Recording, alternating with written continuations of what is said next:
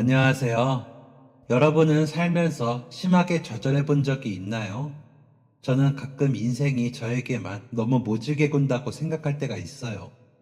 나에게만 너무 못되고 야박하게 구는 것이 아닌가 하는 생각을 하면 서글퍼지고 그것 때문에 살아가는 게 별로 즐겁지 않기도 했죠. 아주 어린 시절로 돌아가면 저희 부모님은 다정한 부부와는 거리가 멀었어요. 없는 살림에 먹고 살기도 힘든데 책임져야 하는 자식까지 있으니 삶이 너무 어렵고 팍팍했죠. 그러다 보니 두 분은 하루가 멀다 하고 매일 싸우기를 반복했어요. 그러다 제가 3살쯤 이혼하셨고 어머니는 저를 데리고 집을 나오셨습니다. 사실 어릴 때라 부모님이 싸우시던 모습이 잘 기억나진 않아요. 다만 초등학교 때 학교에서 가족 사진을 가지고 오라고 했었는데 그때 가져갈 어릴 때 사진이 하나도 없었던 걸로 저희 가족이 얼마나 화목하지 않았는지 가늠할 뿐이었죠.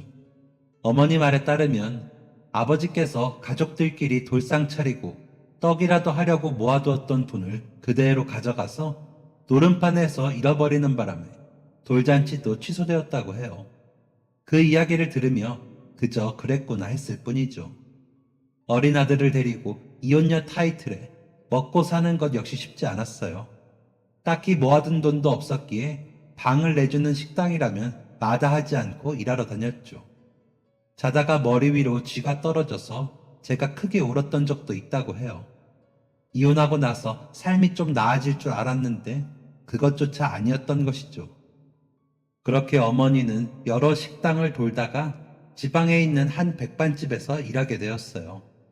그리고 거기서 제 새아버지를 만나 재혼을 하셨죠. 새아버지는 근처 공장에서 일하시던 분이었는데 2살 난 아들을 혼자 키우고 계셨어요. 아내분이 아이를 낳다가 돌아가셔서 홀로 힘들게 아이를 키우며 먹고 살던 분이었죠. 어머니가 일하시는 백반집에 자주 오시면서 주변 사람들이 서로 비슷한 처지인 것 같다며 친하게 지내보라고 귀띔을 해주셨고 혼자 아이 키우는 게 얼마나 힘든지 토로하며 이야기를 나누다 보니 급속하게 친해졌다고 해요. 서로의 처지를 잘 이해하다 보니 더욱 그랬죠. 어머니가 재혼하고 2사람이 함께 돈을 모으기 시작하면서 집안 살림은 조금씩 더 나아졌어요. 어머니 역시 안정적인 남편을 만나고는 얼굴도 많이 좋아지셨고 새아버지 역시 제가 친아들이 아니었지만 자기 친아들하고 차별두지 않고 좋은 아버지로서 잘 대해주셨죠. 저 역시도 동생과 아주 잘 지냈어요. 엄마랑 둘만 외롭게 지냈었는데 갑자기 아버지도 생기고 동생도 생겨서 좋더라고요. 처음 동생을 만났을 때는 어땠는지 잘 기억나지는 않아요. 그렇지만 제가 기억하는 어린 날들에는 항상 동생과 함께하고 있었죠. 바쁜 어머니 아버지 대신 저희들은 서로에게 가장 좋은 친구였어요. 워낙 어릴 때 형제가 된 터라 저한테는 그냥 갑자기 동생이 생겼다는 느낌이었어요. 그냥 다른 평범한 형제들처럼 동생이 태어난 느낌? 부모님이 다르다고 해서 저랑 다른 존재로 느껴지거나 우리가 서로 남이라는 생각은 전혀 들지 않았어요. 오히려 형 동생으로 지내며 가족의 유대관계를 더욱 돈독하게 해주었죠. 저희 형제는 서로에게 가장 좋은 형제이자 친구였어요. 무엇과도 바꾸기 힘든 보물 같은 사이라고 할 수 있었죠. 특히 비슷한 환경을 가지고 있었기 때문에 나이를 먹을수록 더 큰 위로가 되었어요. 남들에게는 툭 까놓고 이야기할 수 없는 재혼 가정에 대한 고민이나 가난에 대한 것들을 우리는 함께 그 상황을 겪었기에 언제든 편하게 이야기할 수 있었거든요. 그러다 보니 주변에서 친형제보다 더 친형제 같다며 돈독한 저희 사이를 대단하다고 이야기했어요. 새아버지와 가정을 이루고 행복할 것 같던 저희 가족에게는 또 다른 시련이 찾아왔어요. 제가 중학교에 다니던 때 3살 차이 나는 동생은 아직 초등학생이던 때였습니다. 새아버지께서 일하시는 공장에 가스 누출 사고로 폭발이 일어났어요. 하필이면 새아버지는 그날 공장 당직 때문에 내부에 계셨고 차마 대피하지 못하고 폭발로 일어난 화재 현장에서 결국 숨을 거두시고 말았습니다. 공장에서는 산재 처리 대신 그날 당직을 서던 아버지께서 제대로 체크하지 못해 일어난 사고라며 되려 사고의 원인을 새아버지의 탓으로 돌렸어요. 사실은 공장장이 오래된 시설물을 그대로 방치하고 돈이 드는 것이 아까워 교체 작업도 하지 않고 제대로 관리하지 않았던 탓이었는데 말이죠. 하지만 누구 말이 맞네, 틀리네, 왈가왈부를 따지기에 그곳은 너무나 큰 업체였고 기나긴 싸움을 하기에 우리 집은 시간도 돈도 여유가 있는 것이 없었습니다. 결국 어머니는 울며 겨자 먹기로 그나마 공장에서 더 이상 이 일에 대해 이의제기를 하지 않는 명목으로 제시한 합의금을 받아야 했어요. 아버지가 돌아가신 슬픔을 미처 느끼기도 전에 시끄러운 싸움으로 정신이 탈탈 털려버린 거죠. 새아버지가 돌아가신 후로 어머니는 달라졌어요. 평소에는 손도 대지 않던 술을 드시기 시작하시더라고요. 첫 번째 결혼도 실패하고 겨우 만난 두 번째 남편까지 죽은 것이 박복한 자신의 운명 탓이라며 보이지 않는 것을 탓하기 시작했습니다. 술을 드시고는 한참을 우시다가 또 화를 내며 소리를 지르기도 하셨어요. 주로 내가 무슨 잘못을 했길래 이렇게 남편까지 잡아먹냐? 내 자식도 아닌 자식까지 거두게 생겼으니 앞으로 나는 어떻게 사냐? 같은 이야기들이었습니다. 그러시다가도 또 갑자기 저희를 붙들고 미안하다, 엄마가 미안하다, 진심이 아니었어, 미안하다 라고 하며 울기도 하셨어요. 어느 쪽이 진심을 담은 말인지 모르겠지만 저는 어머니가 하는 이야기에 동생이 상처받지 않도록 어머니가 술을 드실 때면 동생을 근처 놀이터로 데리고 나가 한참을 놀다가 어머니께서 잠드실 것 같은 때쯤 집으로 돌아가곤 하였습니다. 그렇게 매일을 미친 사람처럼 술을 마시며 울다가 웃다가를 반복하던 어머니는 어느 날부터인가 이상한 분들을 만나기 시작했습니다. 동네에서 조금 떨어진 곳에 있는 무당이라고 하셨는데 주변에 어떤 아주머니가 아주 용하다며 소개를 해주었다고 하더라고요. 그곳에서는 제 친아버지이자 어머니의 전남편이 길에서 객사하며 자신을 버리고 집을 나간 어머니에게 나쁜 마음을 품어서 한이 맺혔다고 했습니다. 그 후 어머니는 그 한을 풀기 위해서 무당집을 드나들며 구신이 뭐니라 한다고 며칠을 집에 들어오지도 않기도 하고 타지에 다녀오기도 하였어요. 새아버지의 합의금으로 받은 돈과 그동안 벌어둔 돈까지 박박 긁어모아 그곳에 가져다 바쳤습니다. 그러던 어느 날 집으로 돌아오니 어머니께서 짐을 싸고 계셨어요. 엄마 뭐해? 어디가? 또 굿하러 가? 제가 물어보자 어머니께서는 이미 초점을 잃은 눈으로 저를 붙잡고 말씀하셨어요. 엄마가 이번에 들었는데 그동안 엄마 인생이 안 풀린 이유가 있었어. 내가 너랑 네 동생이랑 아주 상극이래. 같이 있으면 집안은 물론 인생까지 말아먹고 잘못된다고 하더라.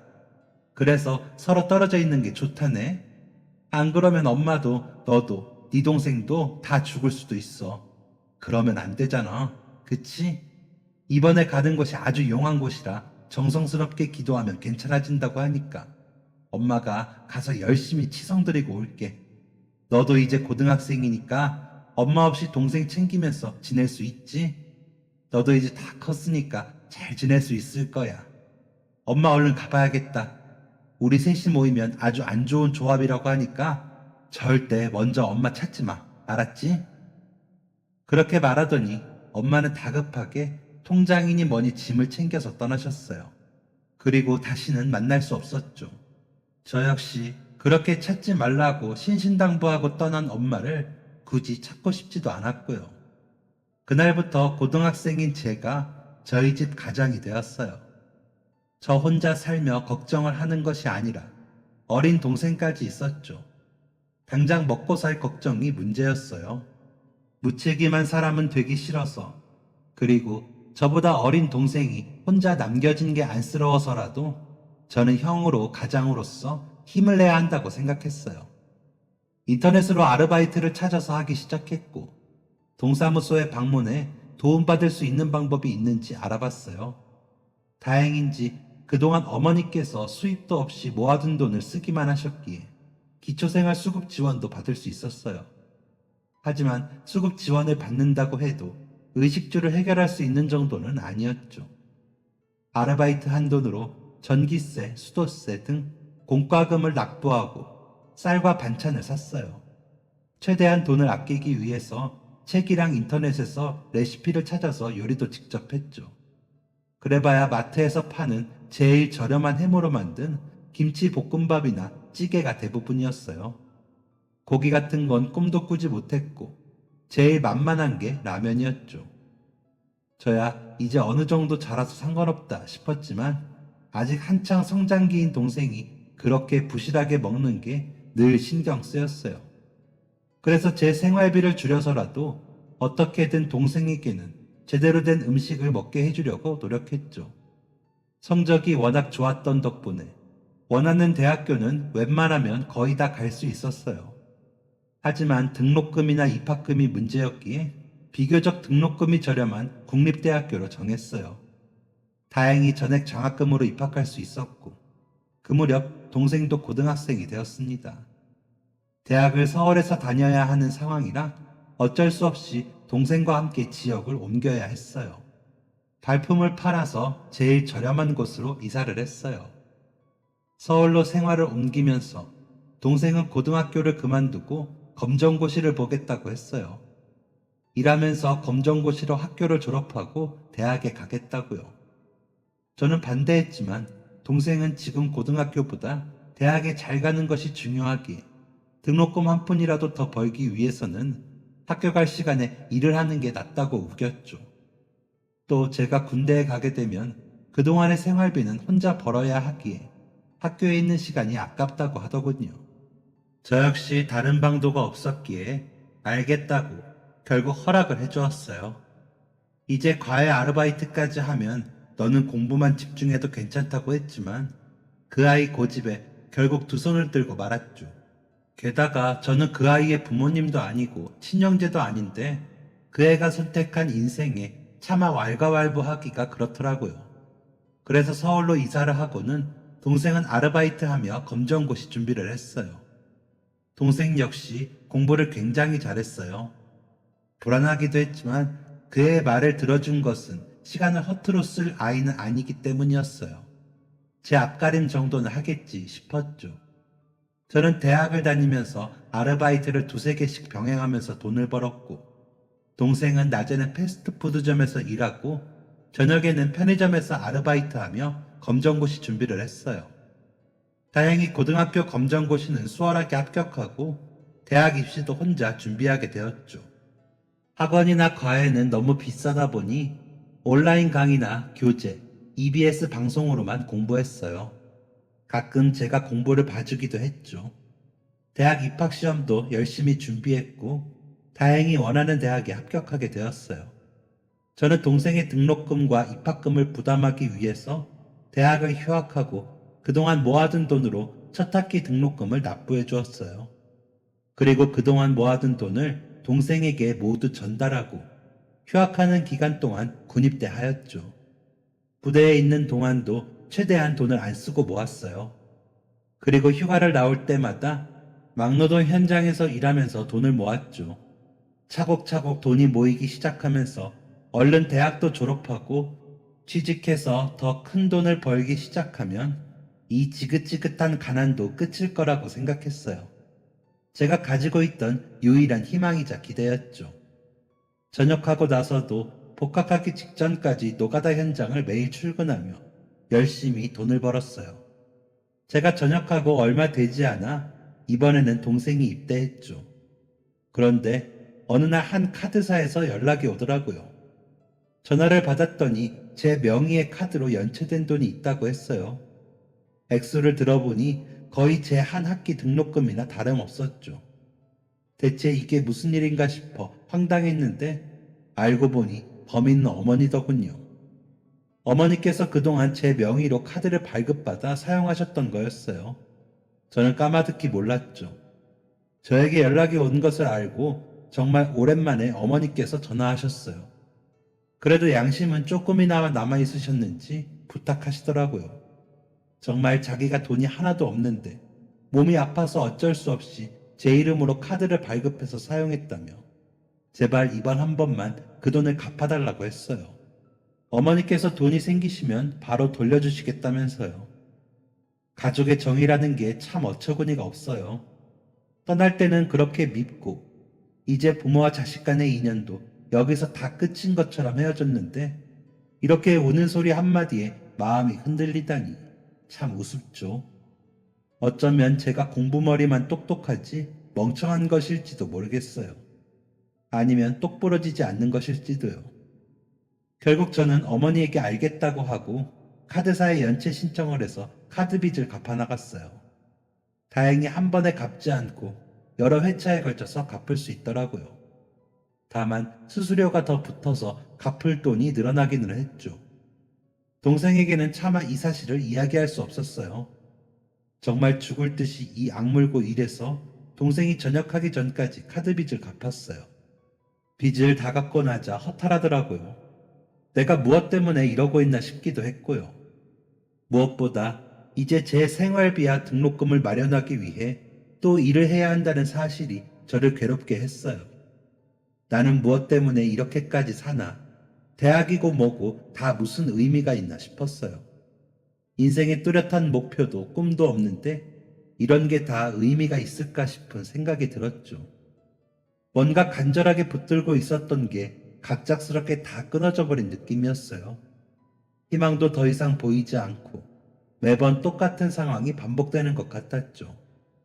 열심히 돈을 벌어도 결국 말도 안 되게 사라져버리고 아무리 노력해도 제 삶은 한치도 나아지는 것이 없는 것 같았어요. 그냥 너무 죽을 것처럼 힘들고 제 인생 따위 차라리 그냥 다 포기해버리고 싶다는 생각이 들더라고요. 하지만 동생을 생각하면 그럴 수 없었어요. 그래도 자신의 유일한 가족이라고 형 하면서 저를 따르는 동생을 보면 억지로라도 힘을 내야만 했죠. 저만 힘든 게 아닐 거예요. 동생 역시 얼마나 힘들까. 그 생각을 하며 이 악물고 버텼어요. 그래도 마음의 무게는 계속 무거워져 갔어요. 아무리 힘을 내려고 해도 힘이 잘 나지 않았고 늘 안 좋은 생각만 머릿속에 떠돌았어요. 그리고 어느 순간부터는 동생을 생각해도 더 이상 힘이 나지 않았어요. 그래, 이제 걔도 성인이고 어른인데 자기 삶 정도는 책임질 수 있겠지. 그리고 어차피 우리는 친형제도 아니었잖아. 그런 마음이 들기 시작하면서 더 이상 저는 이 세상에 미련이 남아있지 않다고 생각했어요. 이 세상은, 내 삶은 더 이상 나에게 아무런 의미도 없다고 느껴졌죠. 그러다 집 근처에 도서관에 가게 되었어요. 복학하기 위해서 제출해야 할 서류가 있었는데 몇 날 며칠을 복학을 할까 말까 망설이기만 하고 필요한 서류는 출력했다가 버렸다가를 반복했어요. 그러면서 도서관에서 자기 개발 코너에 가게 되었어요. 거기 있는 책들을 이것저것 들여다보는데 온갖 긍정적인 말들이 적혀 있더라고요. 성공하려면 이렇게 해라, 저렇게 해라. 시간을 이렇게 써라, 저렇게 써라. 돈을 어떻게 모아라 등등. 제가 보기에는 다 복받은 사람들이 그저 편한 삶 속에서 아무렇게나 하는 이야기들인 것 같더라고요. 책을 넘길 때마다 뭐야, 이 사람은 이런 부모님이 있었네. 아니면 뭐야, 이 사람은 원래 돈이 이렇게 있었잖아. 등등. 그 사람들이 성공을 위해 전달하려는 내용들은 하나도 귀담아 듣지 않고 그저 비아냥거리고 빈정대기만 했어요. 그렇게 책을 둘러보다 보니 한 곳에는 죽음에 관한 책들도 있었어요. 사후세계는 어떤 곳일까 이런 생각을 하기도 하고 죽음이라는 게 꼭 그렇게 나쁜 것일까 싶은 생각이 들더군요. 새아버지는 차라리 마음 편히 지내고 계시지 않을까 싶은 생각도 들고 차라리 죽고 나서 아무것도 없는 세상이라 제가 겪고 있는 고통도 힘든 일들도 다 끝나면 좋겠다 싶었어요. 그러면서 자연스럽게 죽음이라는 환상에 사로잡힌 것 같아요. 죽으면 무엇이든지 다 해결될 것 같고 편해질 것 같고 그런 생각에 빠져들었죠. 죽을 용기로 살아가라는 말도 있을 만큼 죽는 것도 쉽지 않다고 하잖아요. 그런데 그때 저는 그냥 죽는다는 게 무척이나 쉬워 보였던 것 같아요. 제가 죽는다고 해결되는 것은 아무것도 없는데 말이죠. 오히려 동생이 이 사실을 알게 된다면 정말 가슴 아파할 거예요. 그런데 그때 저에게는 그런 게 별로 중요하게 느껴지지 않았어요. 죽는다는 것 이외에는 동생도 저에게 별로 의미 있는 존재가 아니었죠. 그렇게 한동안 생각에 생각을 하다가 결국 결심했어요. 삶을 끝내기로 말이죠. 갑작스럽게 삶을 끝내는 것도 도리가 아닌 것 같아 유서를 먼저 쓰기 시작했어요. 동생과 세상에 제가 이렇게 삶을 끝내는 것에 대해 어떤 변명이라도 하고 싶었던 것 같아요. 그리고 세상에 남기는 마지막 말이랄까? 그래도 저 역시 이 세상에 존재했다는 것을 남기고 싶었던 것 같기도 해요. 그렇게 도서관에 가서 몇 번이나 제가 마지막으로 남길 유서를 적었어요. 쓰고 또 쓰고 하고 싶은 말을 잔뜩 적었다가 그 내용을 또 고치고 고치고 몇 번이나 고쳤어요. 이제 죽기로 결심하고 유서 같은 거 그냥 금방 쓸 줄 알았는데 생각보다 그렇지 않더라고요. 여기 적힌 글이 제가 세상에 전하는 마지막 말이 될 거라고 생각을 하니 자꾸 다시 보게 되고 고쳐 쓰게 되고 여러 번을 생각하게 됐어요. 그렇게 며칠 동안 저는 도서관에서 유서를 썼다 지웠다 하다가 결국 마지막 최종본을 작성하여 프린트했습니다.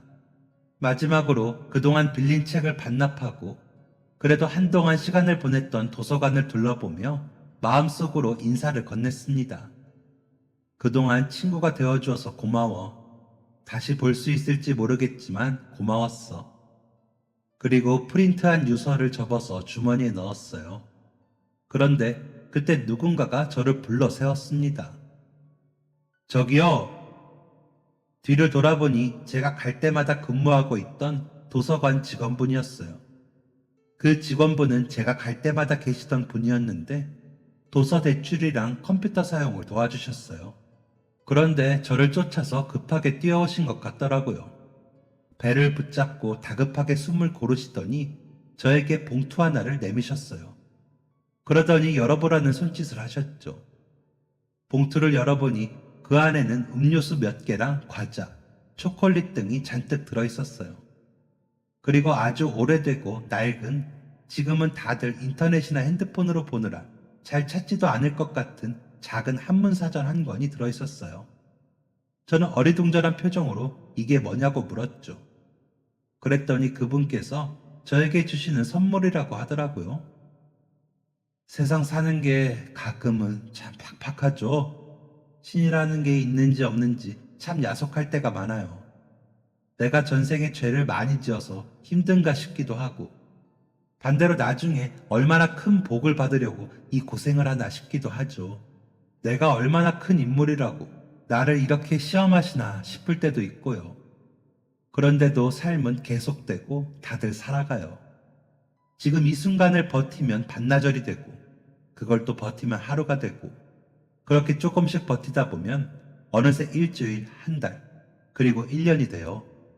큰 결과가 보람을 느끼기도 하지만 작은 일들이 행복을 만들기도 하는 것 같아요.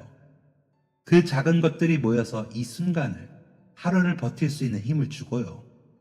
그래서 정말 힘들고 지칠 때 저는 오히려 커피 한 잔, 달콤한 사탕이나 초콜릿 하나가 위로되고 힘이 되기도 하더라고요. 제가 직접 해보고 알려드리는 거니까 효과는 있을 거예요. 그러니까 믿고 해보세요. 정말 힘들고 너무 지칠 때면 그냥 이 달달한 간식 하나에 다 담아서 씹어서 꿀꺽 삼켜버리세요. 그러고 나면 좀 나아질 거예요. 더 나아가면 괜찮아지고 다음을 실행할 힘을 주기도 할 거고요. 다 드시고 오늘도 내일도 또 버텨내시고 나면 이 책 반납하러 오세요. 인기는 없어도 매니아층이 있어서 가끔 나가는 책이니까 꼭 반납하러 오셔야 해요. 알겠죠? 그러면서 봉투를 든 제 손을 묵직하게 그리고 따뜻하게 잡아서 두드려주고는 다시 도서관을 향해 가셨어요. 저는 그 자리에서 멍하니 그분이 주고 간 봉투를 들고 있다가 집으로 돌아가 한참을 울었습니다. 들고 있던 유서가 다 젖을 정도로 말이죠. 아마도 그분은 제가 계속해서 죽음에 관한 책을 대화해서 보고 유서를 몇 번이나 썼다가 지우고 마지막으로 유서를 프린트한 것을 보았던 것 같아요. 제가 갈 때마다 근무하던 분이기도 하고 프린트가 카운터 쪽에 있어서 다 되면 직원분이 정리해서 전달해 주시거든요. 그리고 그분이 전해주신 봉투와 해주셨던 말을 다시 곱씹어 보았어요. 제가 쓴 유서도 다시 한번 읽어보고요. 그러면서 생각했어요. 사실 이 유서를 쓰고 마지막으로 마음을 정리하면서도 저는 누군가가 저를 잡아주기를 바랐던 것일지도 모르겠다고요. 어쩌면 그래서 혼자 방구석에서 책을 읽고 유서를 쓰는 대신 그렇게 사람들이 다니는 공공도서관에서 유서를 쓰고 있었던 것이 아닐까. 누군가 제발 나 좀 붙잡아 주기를, 살아가라고 용기를 주고 희망을 주기를 간절히 바랐던 것은 아닐까. 죽고 싶다는 생각만큼 정말 간절하게도 살고 싶었던 것 같아요. 사실은 정말 죽고 싶지 않았던 것 같아요. 누구보다도 간절히, 정말 간절히 잘 살고 싶었나 봐요. 그리고 다시 마음을 다잡았어요. 그분이 저에게 이 책을 다시 반납하러 오라고 했으니 그렇게 해야겠다 싶었죠. 대신 제가 조금 더 강해지고 탄탄해져서 가고 싶었어요. 마지막으로 본 모습이 아닌 건네주신 위로와 용기를 받고 새롭게 달라진 모습을 보여드리고 싶었죠. 그날 늦은 밤 동생으로부터 연락이 왔어요. 생일 축하한다고, 많이 사랑하고 늘 고맙다고, 월급 받으면 제가 좋아하는 음식 사줄 테니까 같이 먹으러 가자고 하더군요. 아마도 제가 한동안 동생과 이야기도 하지 않고 집에도 거의 있지도 않아 동생 역시 저를 걱정하고 있었던 것 같아요. 그래서 제 방문을 두드리는 대신 문자를 남겼나 봐요. 차마 형한테 무슨 일이냐고 묻지도 못하고 혼자 소가리를 하며 걱정했을 동생을 생각하니 마음이 아팠어요. 내가 무슨 짓을 한 건가 싶기도 하고 가뜩이나 그 애 역시 상처가 많은 아이인데 정말 몹쓸 짓을 하려고 했구나 싶더라고요. 다음날 아침 저는 일찍 눈을 떠 제 방부터 시작해 온 집안을 청소했어요. 밤사이 물류센터에서 일하고 온 동생이 잠든 사이 장을 봐서 오랜만에 음식도 차렸죠. 제가 먹을 미역국을 직접 끓이는 건 오랜만이었어요. 한동안 생일부터 시작해서 저를 위해서 했던 게 참 없었구나. 나조차 나 자신에게 너무 소홀했구나 싶더라고요. 이제부터라도 나를 잘 챙겨야겠다 싶은 생각도 들었고요. 그리고 정말 오랜만에 동생과 밥을 먹으며 이런저런 이야기를 나누었습니다. 동생과 저는 대학은 서로 다른 곳을 다니지만 둘 다 컴퓨터 프로그래밍에 관련된 공부를 하고 있었어요. 어릴 때부터 둘이 함께 하던 취미가 게임이었거든요. 어머니께서 난리를 피우실 때마다 둘이 같이 어머니가 마신 술병을 팔아 PC방을 가기도 하고 가끔 기분 전환하기 위해 유일하게 스트레스를 풀던 게 게임이었어요. 워낙 게임도 좋아하고 컴퓨터 프로그램 사용도 능숙해서 자연스럽게 진로를 이쪽으로 정하게 되었죠. 둘이서 한참 이야기를 나누다 문득 어릴 때 함께 개발하던 게임이 생각났어요. 한동안 팍팍한 삶에 치이며 게임 개발은 돈 있는 친구들이나 시간이 많은 친구를 위한 거라고 생각하고 묻어뒀었거든요. 오랜만에 개발하던 게임 이야기를 나누다가 우리도 이렇게 이야기만 하지 말고 직접 개발하고 출시할 수 있었으면 좋겠다 말이 나왔죠. 평소 같으면 그래 근데 그건 돈 있고 한가한 애들이나 하는 거지 라고 또 금방 잊어버렸을 텐데 이번에는 뭔가 다른 느낌이 들었어요. 그래서 동생한테 그래? 그럼 우리도 진짜 해볼까? 하고 이야기를 꺼냈죠. 오 뭐야 형. 평소에는 맨날 그런 것보다 먹고 사는 게 중요하다고 하더니 다른 사람 같네. 저는 멋쩍게 웃고 동생에게 진짜로 우리가 만든 게임을 출시해보자고 제안했어요. 저희처럼 부유하지 않은 환경에서 힘을 모아 출시했던 몇몇 사례들도 떠올라 그에 대해 이야기를 하며 아직 젊고 실패하면 또 도전하면 되고 수습할 수 있는 시간도 체력도 있는데 저질러 보자고 말했죠. 그 후로 저희들은 본격적으로 게임 개발에 나섰습니다. 저는 복학 준비를 하고 동생도 학교에 다니면서 아르바이트 하면서 틈틈이 시간 날 때마다 함께 개발 진행을 했어요. 그리고 대학생 개발자들을 위한 다양한 공모전들도 알아보고 신청서를 접수했습니다. 인터넷 카페를 통해서 부족한 자본으로 어떻게 게임을 만들 수 있는지도 의견을 모았어요. 그중 몇 명 저희 프로그램에 관심을 보이는 분들도 있더라고요. 그분들과 온라인에서 이야기를 나누다가 오프라인으로 만나 본격적으로 프로젝트를 진행했어요. 최대한 예산을 확보하기 위해서 코피가 터져가며 공부에 장학금을 활용하고 교내 및 교회에서 열리는 크고 작은 대회에서 수상하여 그 상금으로 개발에 투자하였습니다. 중간에 저희 생활을 유지하느라 시간은 오래 걸렸지만 그래도 무엇인가 꿈꿀 수 있다는 게 저에게는 큰 희망이 되었어요. 제가 살아가는 목표와 방향성을 마침내 찾게 된 거죠. 기획안을 작성하여 여러 게임 회사와 컨텐츠 회사에 수십, 수백 번 이메일을 보내고 내용을 전달했어요. 영화였다면 몇 번 만에 성공해 해피엔딩을 맞이하였겠지만 현실은 쉽지 않았어요. 이메일을 보내도 스팸으로 처리당하거나 워낙 많은 사람이 저처럼 시도하다 보니 그 사이에서 눈에 들기란 쉽지 않았죠. 계속해서 시간이 흘러갔지만 그래도 포기하진 않았습니다. 포기하고 싶고 좌절되는 순간이 올 때마다 그때 저를 살아가게 해준 직원분의 이야기를 떠올리며 버텼어요. 커피 한 잔, 사탕 한 개, 초콜릿 하나를 먹으며 마음을 다스리고 잠시 숨을 고른 후 또다시 도전했습니다. 그러다 마침 저희가 참여한 공모전을 보고 게임 회사로부터 본격적으로 개발 진행을 돕고 싶다는 연락을 받았습니다. 필요한 장비와 장소를 제공해 주셨고 일정 금액의 예산도 지원해 주셨어요. 저희 팀은 얼마나 지났는지도 모를 만큼 밤을 새우고 에너지 음료와 커피를 들이마시며 밤낮 없이 프로젝트에 몰두했어요. 그리고 마침내 처음 이 게임을 진짜로 만들어 보자고 이야기를 나누고 몇 년이 지났어야 저희는 게임을 출시할 수 있었어요. 그 사이 저는 대학을 졸업했고 오직 이 게임 출시를 목표로 아르바이트하며 프로젝트를 진행했어요. 여전히 부족한 점이 많았지만 그래도 저희가 직접 만든 게임이 사람들에게 공개된다는 사실에 심장이 뛰었습니다. 아직 보완해야 할 점이 많고 완벽하지 않으니 어떤 반응이 나오더라도 겸허히 받아들이고 고쳐나가자. 이제 겨우 시작일 뿐이라며 팀원들과 함께 마음을 다스렸어요. 드디어 출시일이 되었고 오픈하자마자 폭발적인 반응은 없었어요. 그래도 이용해본 분들이 재밌다고 잘 만들었다고 답변을 해주셔서 그 후기들을 찾아보며 소소하게 행복을 즐기고 있었습니다. 그런데 시간이 지나면서 점점 사용자가 증가했어요. 숨은 보물, 나만 알고 싶은 게임이라는 타이틀이 붙으며 점점 순위가 올라가기 시작했어요. 그리고 한 달 후 그야말로 대박이 터졌습니다. 다음 레벨은 없냐, 확장판을 달라 등등 게임을 더 즐기고 싶다는 많은 분의 요구가 빗발쳤어요. 입소문이 나기 시작하면서 이름 있는 게임 유튜버들도 저희 게임을 직접 해보고 후기를 남기기도 했습니다.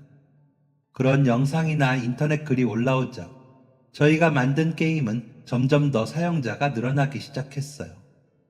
이렇게 규모가 커지다 보니 더 이상 저랑 동생 그리고 팀원 몇 명으로는 감당이 되지 않을 정도가 되었습니다. 이 사실을 알고 저희에게 처음 지원을 해주었던 게임 회사에서 이번에는 제대로 된 투자를 하겠다고 나섰어요. 본격적으로 사업자를 냈고 동생과 저는 게임 회사의 대표가 되었죠. 그렇게 받은 투자 지원으로 장비를 보충하고 인력도 보충했습니다. 그동안 프로젝트를 외부에서 도왔던 친한 친구들이 발벗고 나서 주었어요.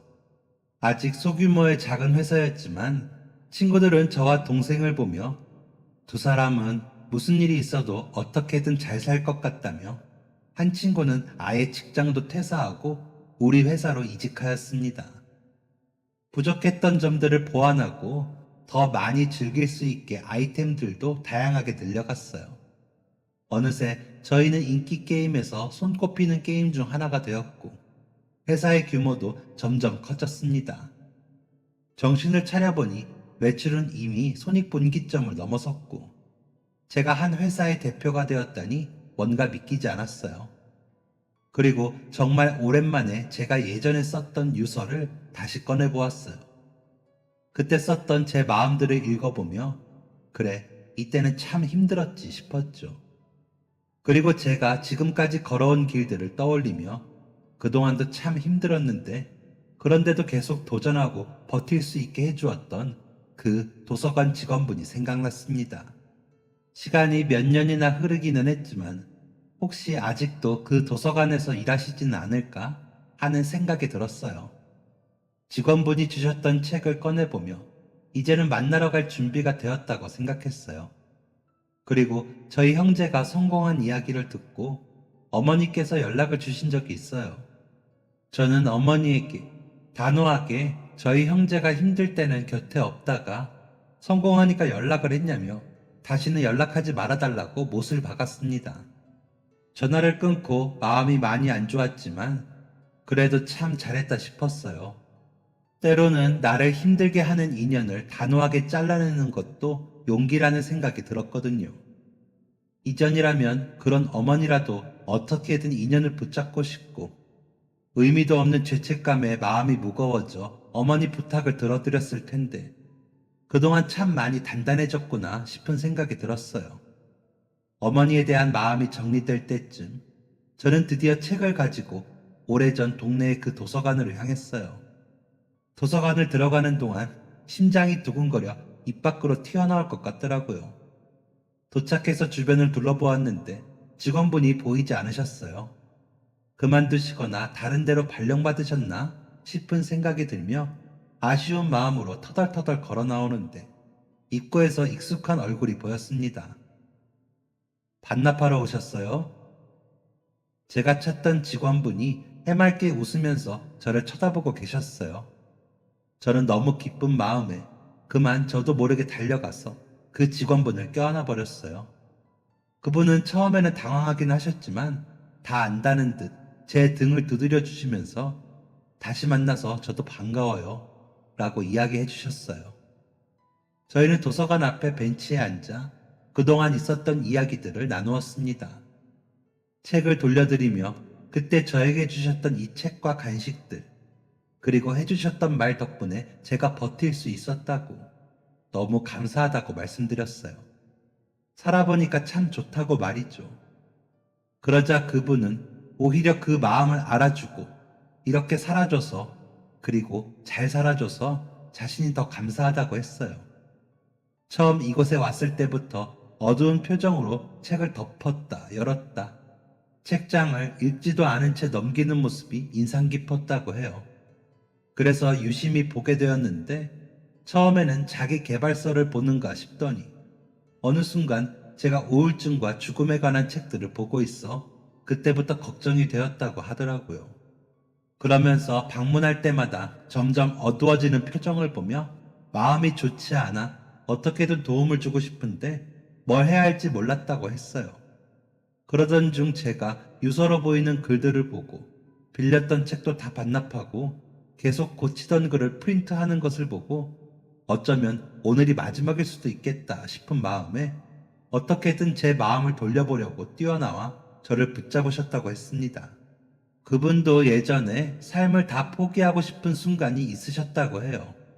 어려운 가정 형편에 준비하는 시험도 계속해서 실패하면서 자신보다 더 많이 가지고 앞서 나갔던 사람들을 보며 상대적 박탈감을 느껴 많이 힘드셨대요. 나 빼고 다른 사람들은 다 잘 사는 것만 같은데 왜 나만 이렇게 살고 있나 싶은 생각이 들며 삶을 다 포기하고 싶었는데 막상 죽으려고 생각하니 그것도 너무 억울하고 슬프고 힘들었다고 하더라고요. 근처 건물 옥상까지 올라갔는데 그 순간 시험 공부하면서 늘 마시던 자판기 커피가 너무 먹고 싶었대요.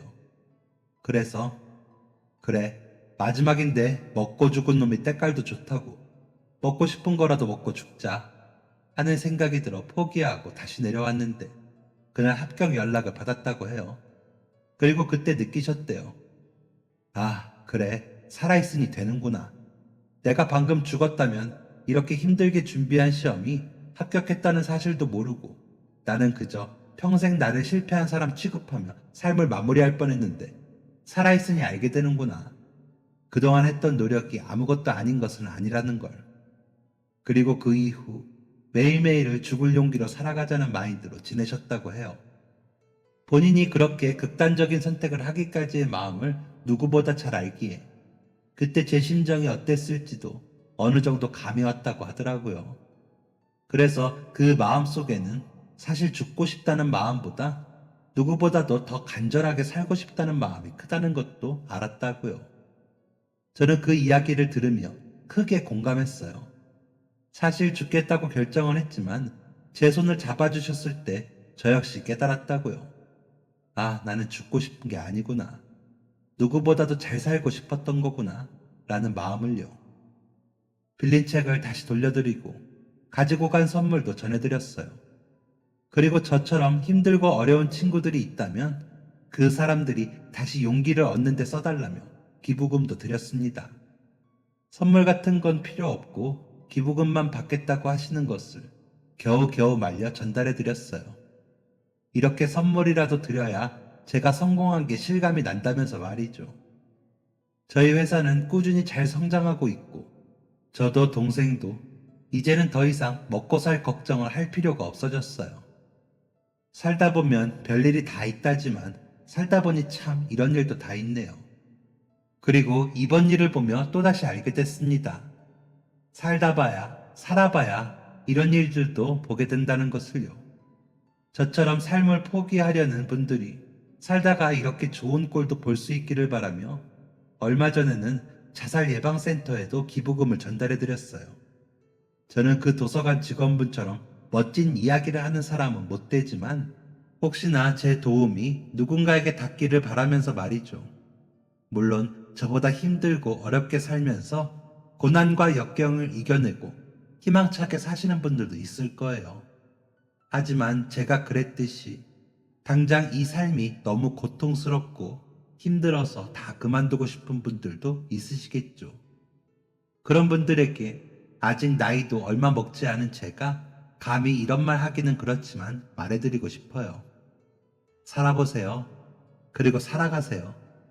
삶은 우리를 힘들게도 하고 괴롭게도 하지만 그래도 고생 끝에 낙이 온다는 옛날 어르신들 말이 다 경험에서 우러나온 거였더라고요. 지금 당장 너무 힘들고 괴로워도 고생 끝에 낙은 와요. 당장 내 눈앞에 보이지 않을 뿐 오늘을 버텨내고 매일을 열심히 살고 계신다면 분명 원하는 결과를 얻게 될 거예요. 그러니 조금만 더 힘을 내세요. 이렇게 마음 약하고 의지도 약하던 제가 해냈다면 여러분들도 분명 할 수 있을 테니까요. 1분을, 1시간을, 반나절을, 하루를 그렇게 조금만 더 버텨서 우리 매일을 보내봐요. 아직 젊은 나이이고 살아갈 날이 더 많이 남았기에 분명 또 다른 시련을 마주하게 되겠죠. 그럴 때마다 저는 다시 그 말을 떠올릴 거예요. 계속 조금씩 더 버텨 매일을, 한 달을, 그렇게 1년을 또 채워 나가보자고요. 경제도 사회도 더 힘들어진다고 하지만 우리 조금만 더 힘내봅시다. 오늘도 더 나은 내일을 위해 노력하는 모두, 그리고 지금 너무 힘들어서 전부 포기하고 싶은 모든 분에게 제 응원과 위로가 전달되었으면 좋겠습니다. 긴 이야기 들어주셔서 정말 감사합니다. 소중한 삶 열심히 살겠습니다. 지금까지 사연 들어주셔서 감사합니다. 사연이 재밌으셨다면 구독과 좋아요를 눌러주세요. 감사합니다. 안녕히 계세요.